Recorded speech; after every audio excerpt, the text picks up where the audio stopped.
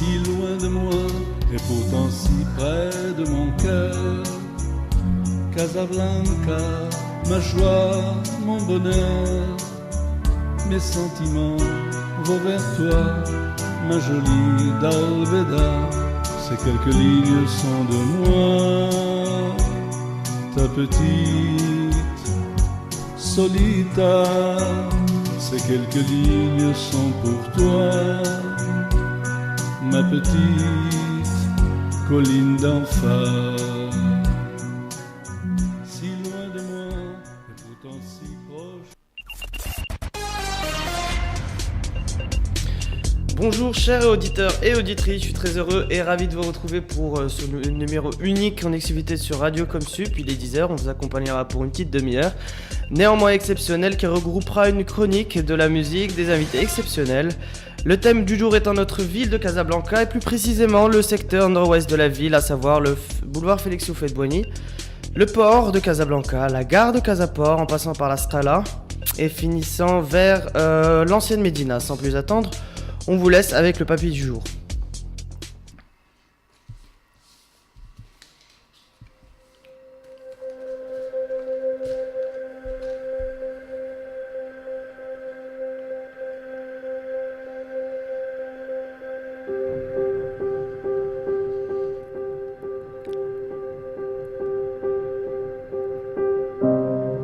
Je suis Félix Houphouët-Boigny. Je vis au Maroc depuis 1983. Je voudrais vous raconter l'évolution de mon quartier, et du moins ce que j'en ai vu. C'est important pour moi de vous dire ce que je vois tous les jours. Je vois des touristes européens, des Américains, des subsahariens, évidemment des Marocains. Des fois, on marche sur moi en souriant et des fois en pleurant. On me crache dessus quand on est énervé, on me nettoie quand ils sont de bonne humeur. Mais ça n'arrive pas souvent. Bref, je m'appelle Félix Houphouët-Boigny et le Maroc m'a quand même bien accueilli. À ma tête, la place des Nations Unies, la Kora Ardia. À ma droite, Bab Mrakch, la Médina, la Scala. À mes pieds, la gare de Casaport, le port de Casablanca et la commune des Sidi Bliout. Bien entouré, me diriez-vous. Je suis donc un carrefour de civilisation, chargé d'histoire. Je suis la transition vers le passé et le présent. Je suis le regard extérieur de l'intérieur. Je suis Félix Houphouët-Boigny. Lorsque je vois les immeubles de mes voisins s'effondrer, que les poubelles s'entassent jusqu'au premier, que les mendiants se découpent ce secteur comme un bout de gâteau, et que tout ça est délaissé par nos dirigeants, j'ai envie de revivre vers le passé. Fermer les yeux et rêver. Rêver de civisme, rêver d'amour pour l'histoire de Casablanca. Qu'on en prenne soin et qu'on prenne soin de mes voisins et moi. Vous, oui, vous qui m'écoutez ce matin, vous êtes jeunes, vous êtes puissants. Vous pouvez changer les choses. Je ne suis qu'un message de paix, je suis un message d'espoir, je suis un message d'amour et je suis un message de civilisation et de sensibilisation. Vous savez, moi, je suis parti. Je suis parti il y a bien longtemps maintenant. Je suis Félix Houphouët-Boigny.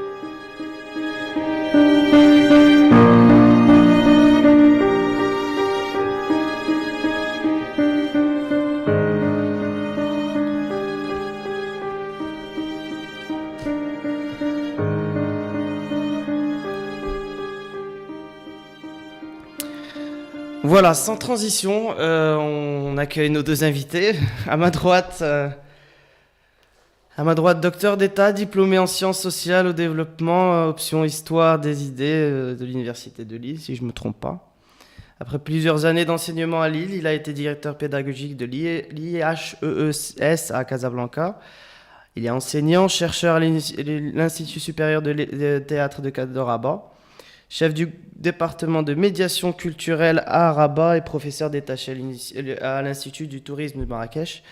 Il est chargé aussi de mission au cabinet de ministre de la Culture, consultant à la fondation ONA, représentant de Lille capitale européenne de la culture. Il a publié plusieurs ouvrages dont Rarbaoui, Voyage au bout des rêves, publié par Marsam en 2006. et Miloudi, Les apparences du mystère, publié par Fondation des Trois Cultures en 2007. Monsieur Tnifes, bonjour. Bonjour. Merci d'avoir accepté notre invitation. Je sais que je prends un petit peu de votre temps. Vous avez un petit peu bataillé pour pouvoir venir ici. Merci d'être parmi nous aujourd'hui. À ma gauche, il est docteur en anthropologie et sciences sociales et culturelles. Il a occupé les fonctions de vice-doyen de la faculté des lettres de Rnetara et chargé de recherche au ministère de la Culture avant d'intégrer l'université Hassan II Casablanca Mohammedia. Il est enseignant responsable du master ingénierie culturelle et artistique qui conduit parallèlement à ses fonctions universitaires des études sociologiques, des recherches pour divers projets et structures. Il anime des séminaires autour de l'apport des sciences humaines dans la compréhension des processus de gestion au sein des entreprises.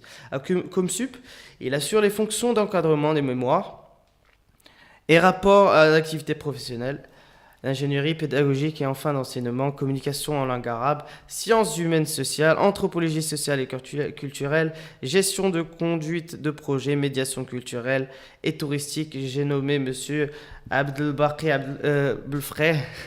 Merci d'avoir accepté notre invitation ce matin. Merci à toi, Omar. Voilà, alors la première question que j'ai envie de vous poser, c'est évidemment en rapport avec le papier de ce matin. Qu'en pensez-vous ? Si vous avez une réaction, évidemment. Sinon, je pense qu'on pourra directement passer à l'entretien. Non, c'est un papier très lyrique, il est subtil. Et puis, on ne peut aborder les choses sérieuses qu'avec humour. Voilà. Moi, je pense que... en écrivant, j'ai pensé pareil. Personnellement, je trouve que le papier, effectivement, il y a un coup de plume. Et puis, ce que j'ai à dire, surtout, c'est ce regard romantique au fait Poigny. Ouais.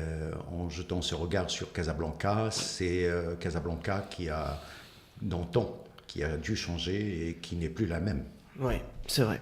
Mais parlons un peu du côté religieux de ce secteur. On sait aujourd'hui qu'il y a 3 lieux de culte appartenant bien sûr aux 3 religions monothéistes. Et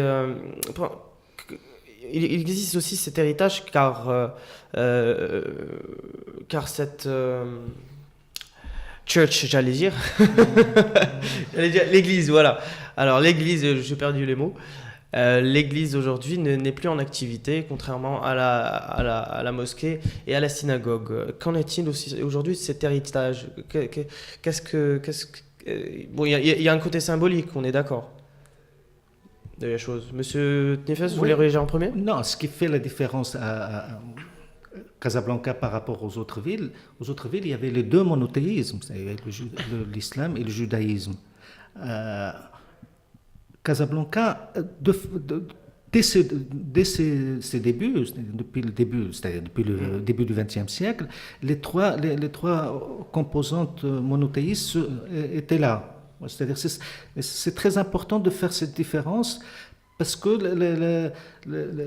l'héritage du christianisme, ne serait-ce qu'au niveau des bâtiments, au niveau des tracés, il y a cette particularité de Casablanca. Dans Fès, à Rabat, à Marrakech, le Mellah était enclavé dans un grand, comme une île dans un le Mellah étant un quartier juif qui aujourd'hui au Maroc. Mais bon. Alors qu'à Casablanca, il y a les 3.